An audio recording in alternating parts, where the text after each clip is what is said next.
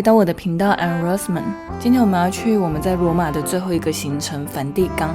那梵蒂冈它在拉丁文的语义其实是占卜的国度。在西元4世纪的时候，康斯坦丁就在圣彼得殉难的地方建立了君士坦丁大教堂。后来15世纪的时候被改建成圣彼得大殿。在公元756年的时候，法兰克国王又把罗马城跟它周围的区域送给了教宗，因此成立了一个政教合一的教皇国，史称批评宪土。现在是早上8点多，我们要先去买登顶的票。我们非常勇敢，来回都是买走楼梯的票。教堂等下来的时候再看。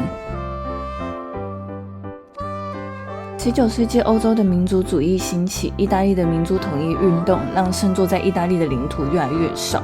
1870年的普法战争爆发，压倒了教皇国的最后一根稻草，他们便退居到了梵蒂冈。当时的教宗都自嘲说自己是梵蒂冈之球。一直到了20世纪，为了解决意大利跟圣座间的政治问题，意大利首相墨索里尼跟教宗庇护11世在1929年的时候签订了拉特朗条约，并承认梵蒂冈为主权国家。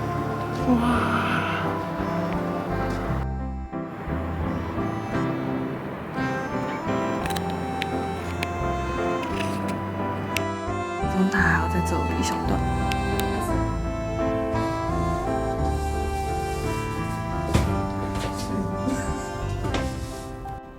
现在到第一阶段的平台了，可以看看这边的马赛克拼贴。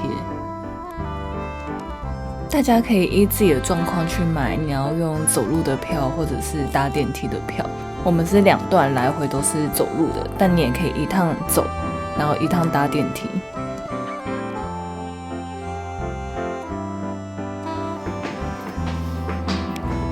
上来啊！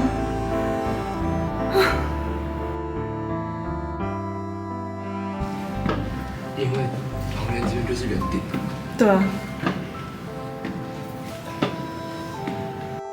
在爬那个圆顶，就是这么写。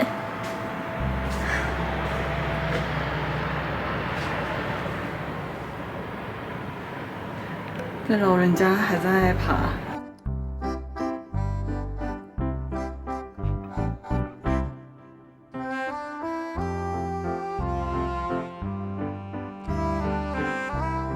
拿这个绳索上去，我以为在爬上面可以休下来。你有病吧？不是啊，不是啊。到了！哇，超美！下一个是圆顶，脚有点抖抖的，好可怕。回来。圣母玛利亚的手臂，敲。教宗的居所，然后后面是博物馆。蒂冈城内，对啊，这如果不是亚洲人怎么爬？在1527年的5月6日，神圣罗马帝国国王查理5世的军队叛乱，对罗马进行了洗劫。当时罗马的守军仅有民兵5000人，以及教宗的宗座瑞士禁卫队。在圣彼得大殿的台阶上，宗座瑞士禁卫队几乎全部战死，因为他们的牺牲使教宗克莱孟七世借由密道博尔戈长廊成功逃至了圣天使堡。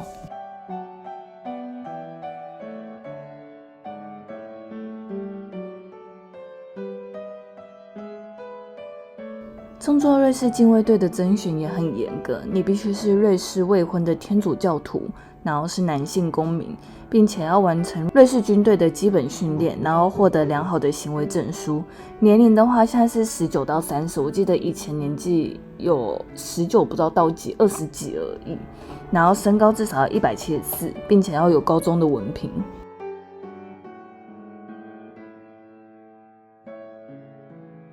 这边要跟大家澄清一件事情，宗座瑞士禁卫队的制服其实并不是米开朗基罗设计的，而是当年的宗座瑞士禁卫队队长朱尔雷邦德在1914年的时候设计的，但他确实跟米开朗基罗有一丢丢关系，因为他的灵感是来自于米开朗基罗还有拉斐尔他们画的壁画。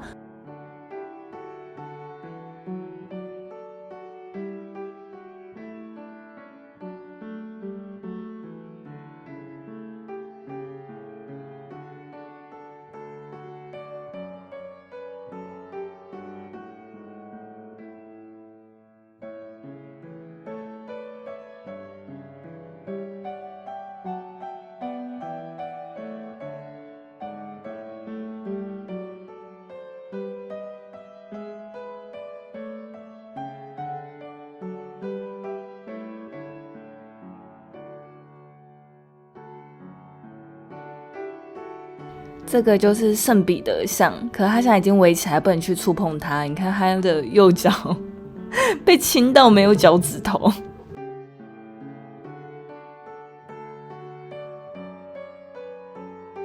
圣殇也是这几年有被破坏过，所以现在都被装在玻璃里面。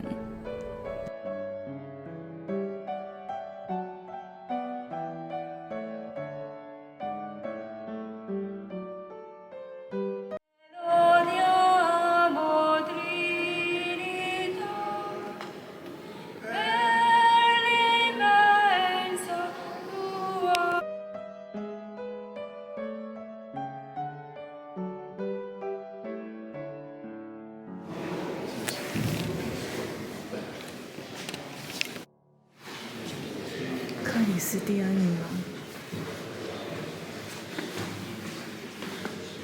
她后来被下葬在这里。1689年的4月19号，女王罹患了肺炎离世。临终的时候，阿佐利诺枢机一直陪伴在她的身边。虽然女王只要求举行简单的葬礼，但教宗坚持她要在里阿瑞欧宫中瞻仰4天。她的遗体上涂满了香料，以白色的锦缎、银色的面纱，还有镶金的冠冕跟权杖覆盖。出兵的行列于瓦利瑟拉圣玛利亚教堂出发，前往圣彼得大殿。她安葬于教宗的实室，目前只有3个女性有这种殊荣。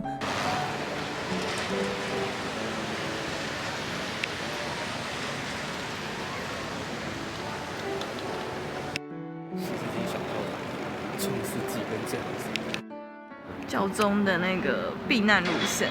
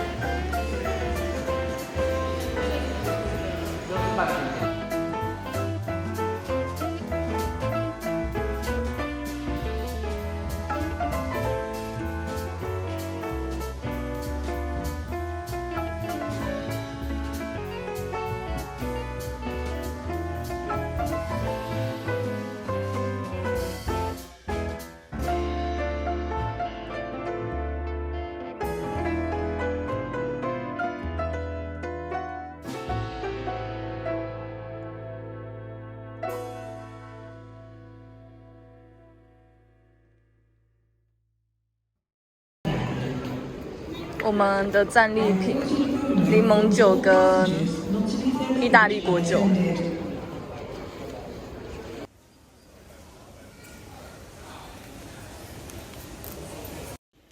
我还想吃意大利面，我还要吃章鱼。